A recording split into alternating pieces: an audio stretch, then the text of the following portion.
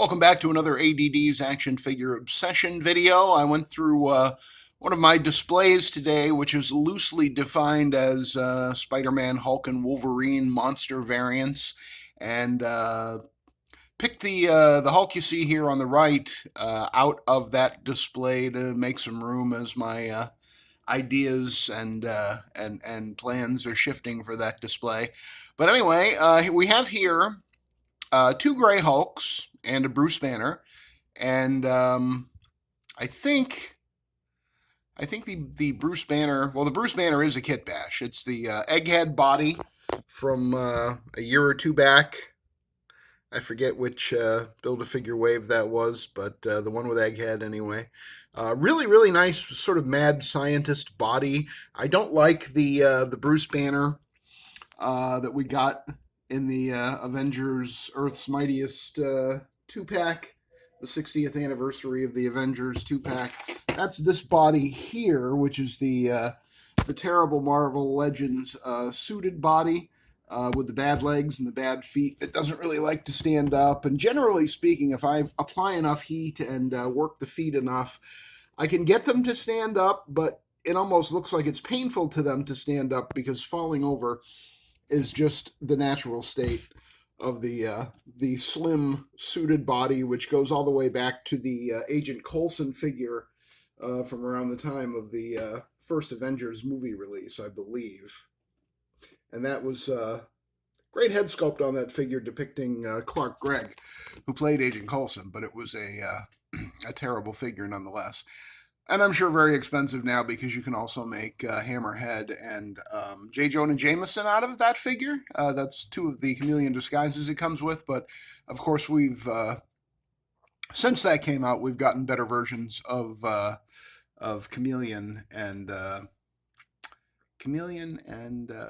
J. Jonah Jameson and Hammerhead. So not really a necessary figure anymore. But so here are my two. I have other Gray Hulks. I have the that deluxe Joe Fixit that they released, which was much better than the Build-A-Figure, and I actually have another one of the 60 Years Beyond Earth's Mightiest in my display. These have just been sort of hanging out on my work table for a little bit and waiting for inspiration to strike. I really like how the Bruce Banner looks on the Egghead body.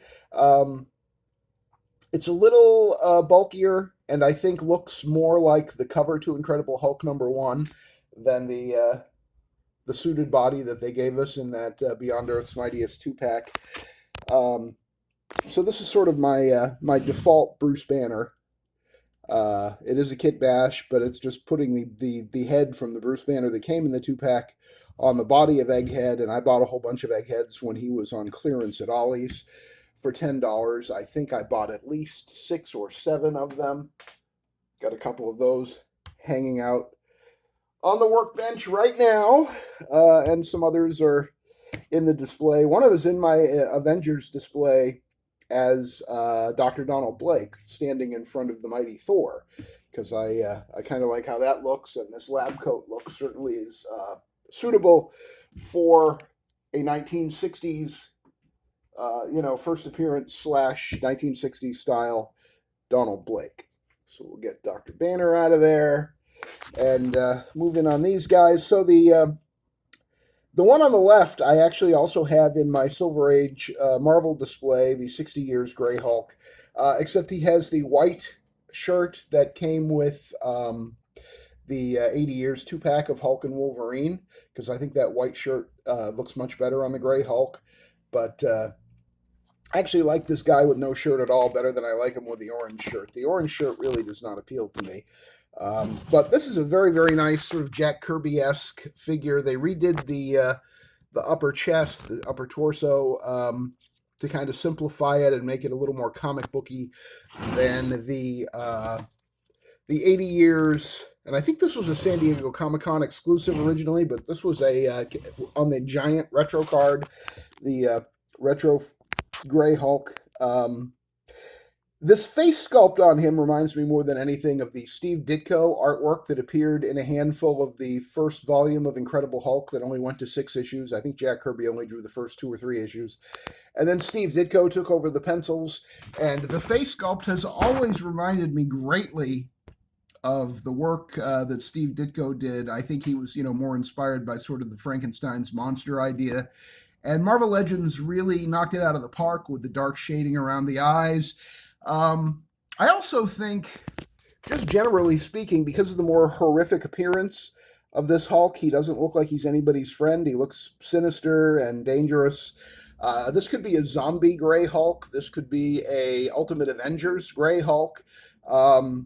There's a lot of different things you could do with this Hulk in your collection. I don't know what he goes for these days, but he's a really, really nice piece.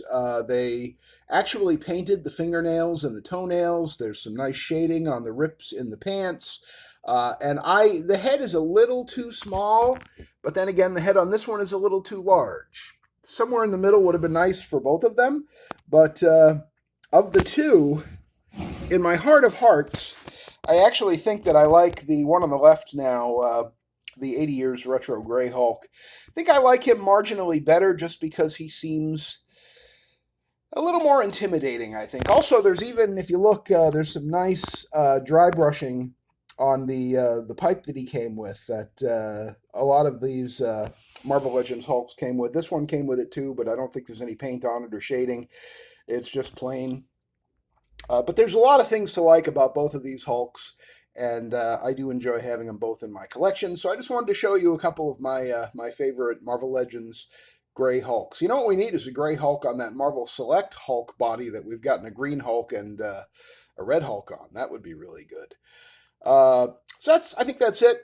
Please leave a like on the video if you enjoyed it. Feel free to leave a dislike if you didn't, and subscribe, share the channel with your friends. Let them know what we're doing here, talking about action figures, mostly Marvel Legends and some G.I. Joes and other stuff.